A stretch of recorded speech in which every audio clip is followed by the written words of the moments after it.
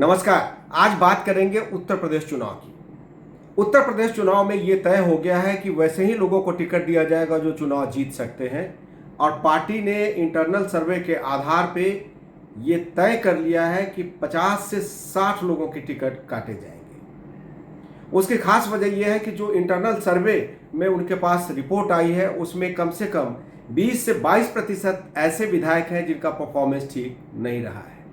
वो या तो योगी जी के नाम पे चलते रहे या नरेंद्र मोदी के नाम पर चलते रहे, लेकिन जनता जब विकास की बात पूछती है तो उनके पास न तो जवाब होता है और ना ही उनके पास कोई ऐसी दिशा है जिससे काम करके उत्तर प्रदेश को विश्व के पटल पे एक विकसित प्रदेश के तौर पे पेश किया जा सके।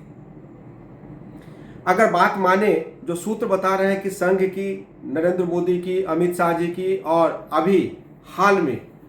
जो योगी आदित्यनाथ जी की बैठक हुई है उसमें इस बात पे चिंता जाहिर की गई है कि कुछ विधायक सिर्फ और सिर्फ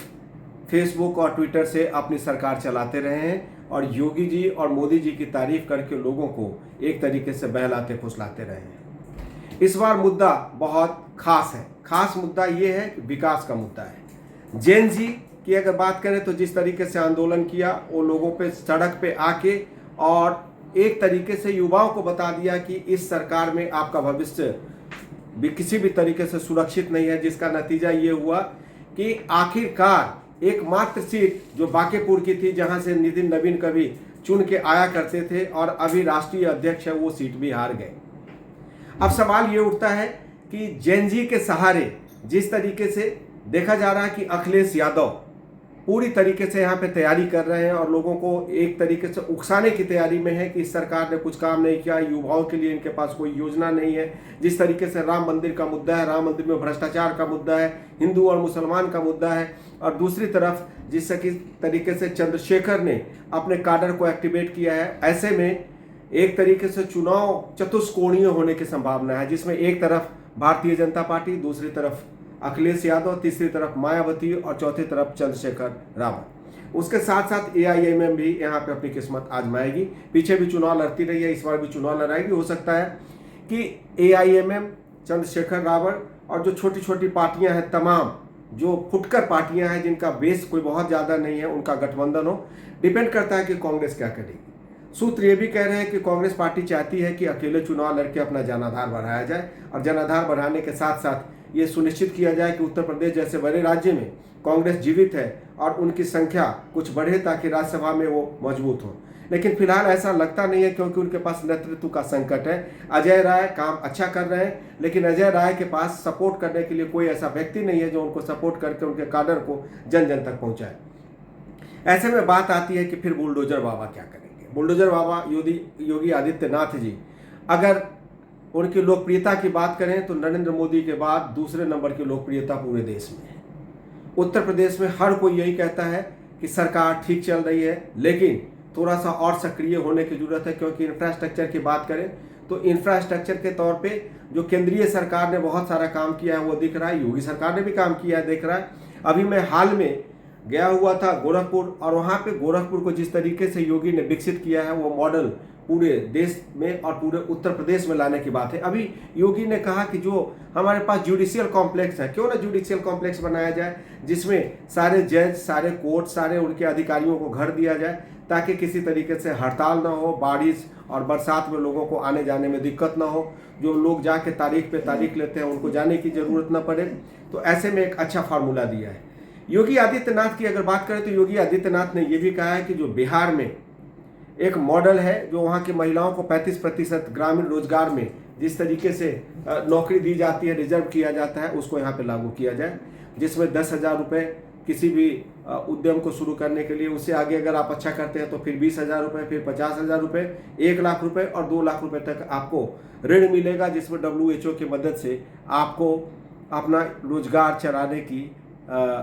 इजाज़त होगी, जिसको उन लोगों ने, बिहार के लोगों ने जीविका दीदी का नाम दिया है। उसके साथ साथ 20% युवा, अगर हम बात करें तो 18 से 22%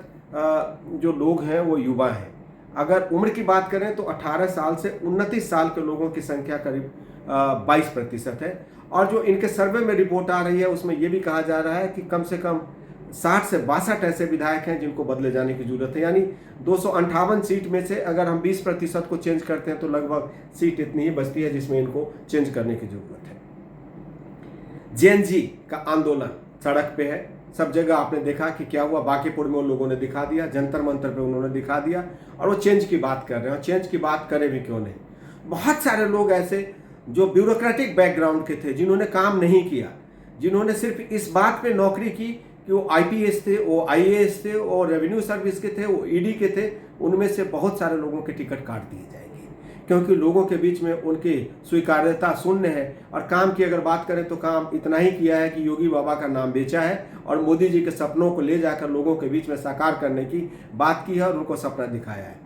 तो ऐसे में उत्तर प्रदेश एक बहुत महत्वपूर्ण राज्य है भारतीय जनता पार्टी के लिए कि अगर 2027 में उत्तर प्रदेश को फतह कर लेते हैं तो आप मान के चलिए कि 2029 में जो फाइनल होगा उसमें फिर से बीजेपी की सरकार बनेगी। और किसी भी तरीके से जैसे लोकसभा चुनाव में संविधान रक्षा के नाम पे अखिलेश और राहुल की जोड़ी ने बीजेपी को एक तरीके से धाराशायी कर दिया, ऐसा कुछ मुद्दा आगे सामने आता है तो भारतीय जनता पार्टी को बहुत ज़्यादा मशक्कत करने की जरूरत है। लेकिन भारतीय जनता पार्टी के साथ जो सबसे बड़ी बात यह है कि उनके पास योगी जैसा एक स्थापित चेहरा है, जो न कि सिर्फ उत्तर प्रदेश का चेहरा है बल्कि एक तरीके से कहें तो देश में उनको विकल्प के रूप में देखा जा रहा है। तो ऐसे में योगी की चुनौती ये होगी कि जिताऊ उम्मीदवार को कैसे टिकट दिलवा पाएंगे, क्योंकि पिछली बार लोकसभा के चुनाव में टिकट बंटवारे में जिस तरीके से बंदर बाट लोगों ने किया उसका नतीजा योगी जी ने देख लिया, पार्टी ने देख लिया, और संघ ने उस बात को स्वीकारा कि अगर टिकट का बंटवारा सही होता तो शायद भारतीय जनता पार्टी उत्तर प्रदेश में और बेहतर कर सकती थी। खास करके जब दो मजबूत नेता उत्तर प्रदेश से हो, जब प्रधानमंत्री उत्तर प्रदेश से हो और योगी जैसा एक तरीके से बहुत पावरफुल लीडर उत्तर प्रदेश से हो, तो ऐसे में अगर पार्टी को किसी तरीके का झटका लगता है उत्तर प्रदेश से तो जाहिर सी बात है कि वो भरोसा खोएंगे, और भरोसा खोने के साथ साथ पूरे देश में इस तरीके की आंधी चलेगी कि शायद भारतीय जनता पार्टी को अपने जमीन को बचाने में काफ़ी मशक्कत करनी पड़ेगी, और अगर उत्तर प्रदेश हार गए तो शायद उनकी जमीन पूरे देश में नहीं बचेगी। नमस्कार।